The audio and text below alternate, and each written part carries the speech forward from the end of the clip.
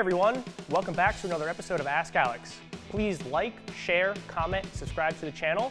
We'll keep making this cool content for you. If you like our merchandise, you can check out the Thames Street store. We have everything you need for your summer in Newport. And also, if you want to continue to support us, make sure to sign up for a membership. It's the best way to stay in the loop with everything we do.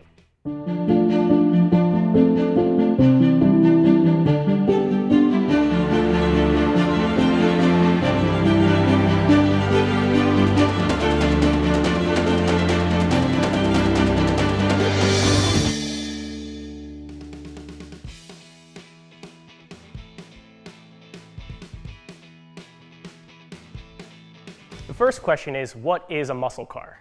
A muscle car is a high-performance automobile, usually from the 60s and 70s. They're typically characterized by big, powerful engines, usually V8s, rear-wheel drive, and an emphasis on straight-line speed and acceleration. They usually display aggressive styling, charismatic paint jobs, and decals.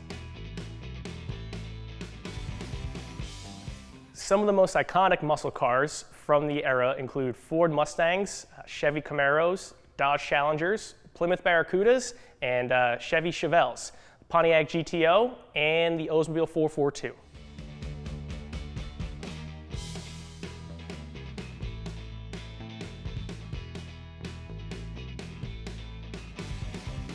I get asked a lot, how much is a specific muscle car worth? The value of a car can vary greatly depending on factors such as its condition, rarity, historical significance, and demand among collectors.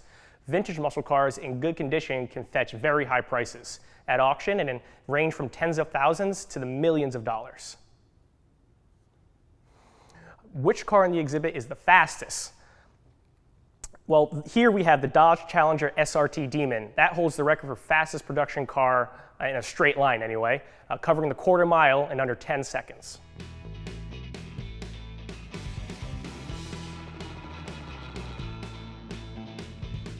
What's the difference between a muscle car and a sports car?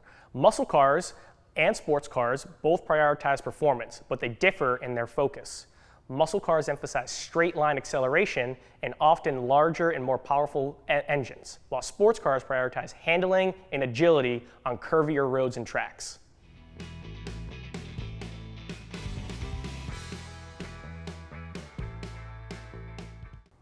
I get asked a lot, what is this car behind me? This is a Bizzarrini, a 1968 Bizzarrini 5300 GT Strada to be exact. Giotto Bizzarrini was a former Ferrari engineer who left the company after a quarrel with Mr. Enzo Ferrari. He designed several cars in his career, including the ATS 2500, which we also have a video about. The reason why the Strada fits in with our muscle car exhibit is because it's powered by the same Chevy 327 small block V8 that's found in the Corvettes of the day. It even says Corvette right on the headers. This car is laid out in a front mid-engine format, so the motor is in front of the driver, but behind the axle, which helps improve the handling.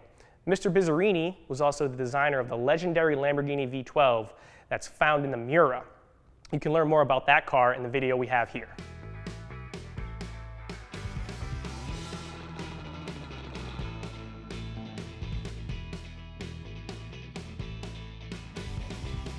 So this car back here is the 429 Boss. Well, why is it called the Boss? At first, this car was a secret project within Ford. When asked what he was working on, the engineer, Larry Shinoda, would reply, the Boss's car, and then the name stuck. People also ask, is the Boss 429 green a factory color?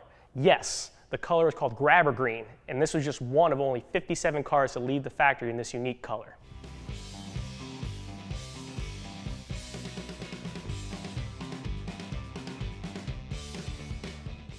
Here we have the Pontiac GTO, also known as the Judge.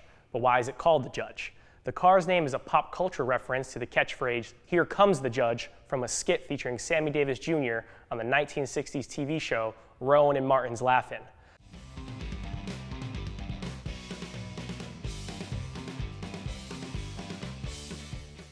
The Judge was an options package that was only available for 1969 through 1971. It was introduced to try to reverse the decline in GTO sales. The Judge options package quickly turned things around for Pontiac. It included the rear spoiler, striped body and paint, the Judge decals, as well as choice between two engines, the 366 horsepower Ram Air 3 or the 370 horsepower Ram Air 4.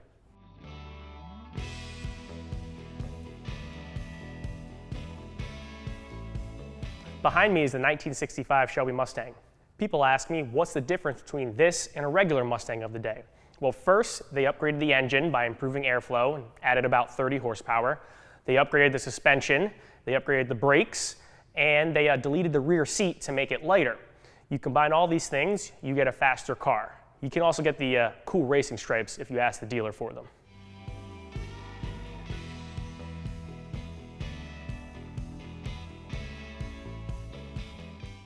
Behind me is a Hurst Olds, but what does that mean? What is Hurst equipment?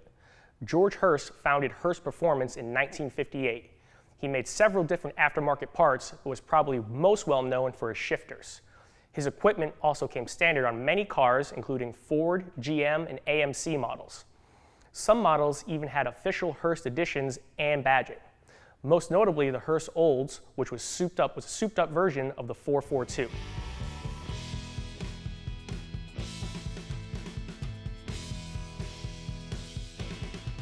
While George Hurst was known most for his automotive equipment, his most important contribution to the automotive world wasn't sold at any dealership or parts store.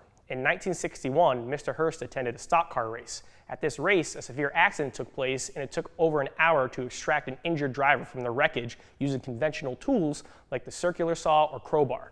These tools have drawbacks, such as creating sparks, which could ignite leaking fuel. George thought there had to be a better way. This is when the device known as the Jaws of Life was born. It was originally known as Hurst Hydraulic Rescue Tool. This made getting people out of damaged cars exponentially quicker and safer, and the tool is present at almost every racetrack and fire station across the country.